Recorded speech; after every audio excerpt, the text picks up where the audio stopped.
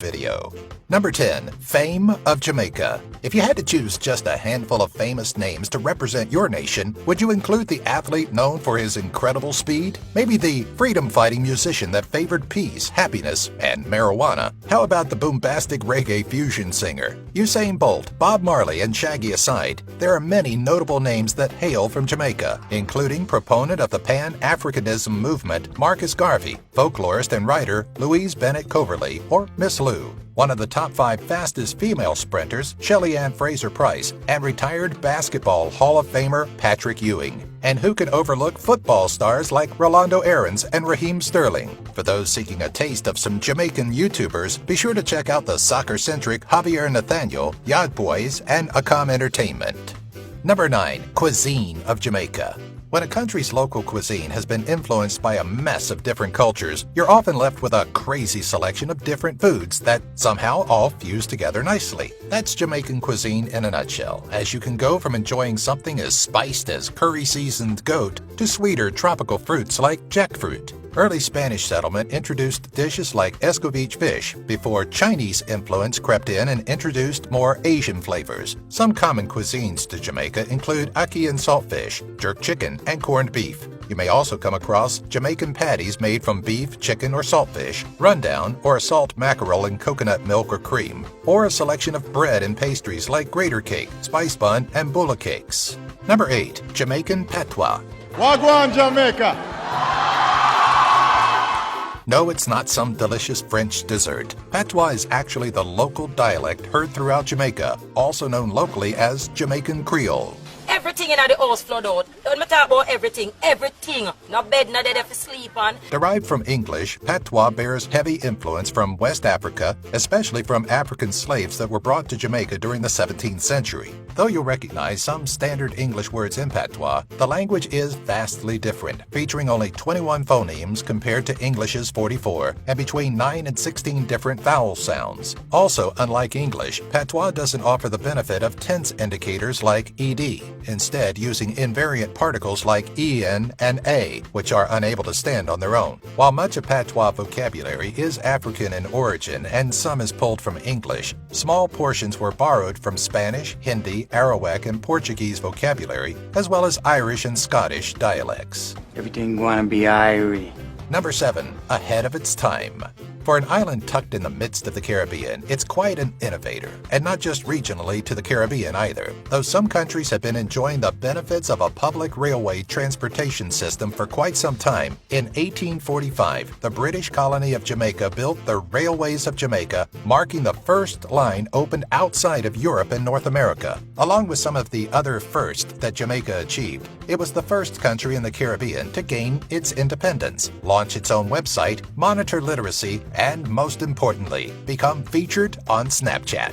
It's also believed that Jamaica had running water and electricity before many cities in the United States and had a series of phone lines so sophisticated that AT&T copied it for their own American setup.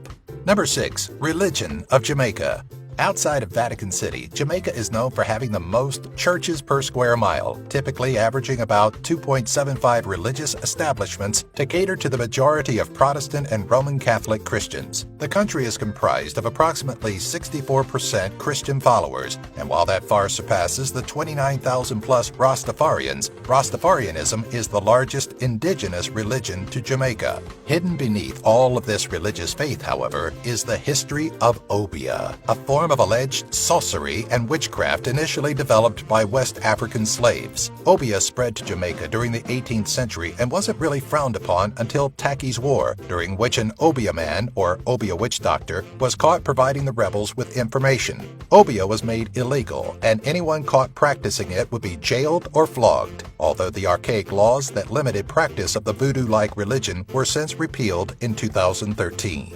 Number 5. Port Royal.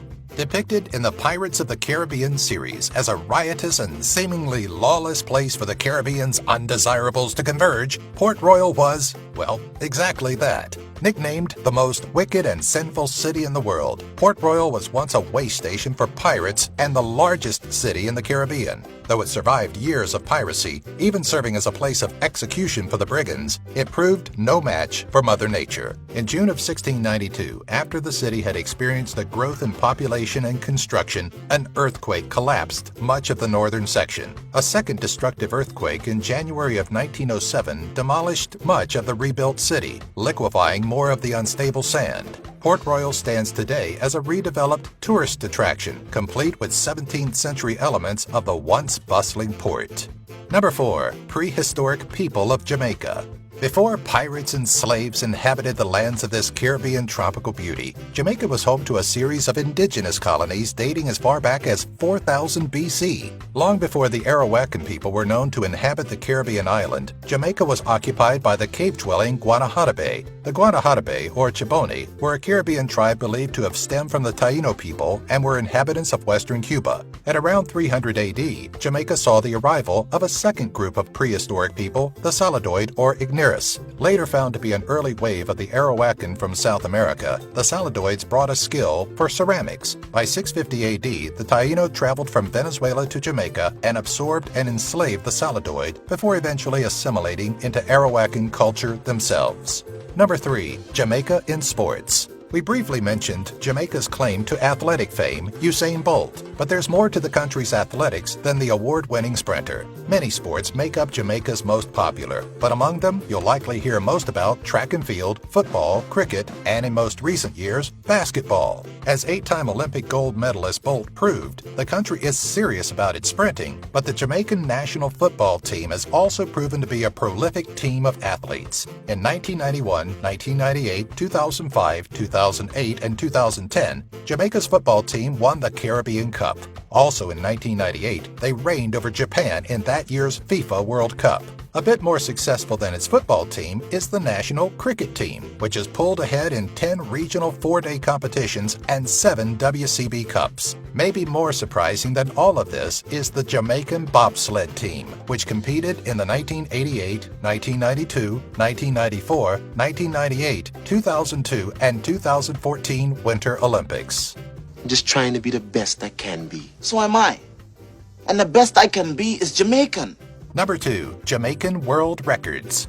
As mentioned previously, Jamaica takes its sprinting seriously, which is why it currently holds the men's record for the 100, 150, and 200-meter dashes. Of course, that record goes to Usain Bolt, but he's far from the only impressive Jamaican out there. In fact, local Christopher Taylor took the 400-meter dash record for the under-18 boys age group, beating out 15-year-old Karani James's prior record by 0.01 seconds. Beyond sports, Jamaicans also hold the record for the most books donated to charity in a week, with over 65,700 books. In September of 2016, Isaiah Triforce Johnson broke the record for most wins against Tetrabot in Tetris Ultimate in a 24-hour time period, earning 614 wins.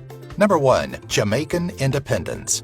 On August 6th of each year, Jamaica celebrates its own Independence Day. But an independence from whom, you ask? Prior to becoming its own sovereign state after a series of rebellions and the formation of the local political parties of the People's National Party and Jamaica Labour Party, the island was colonized by the British. Actually, the Spanish Empire took it first from the indigenous people, but after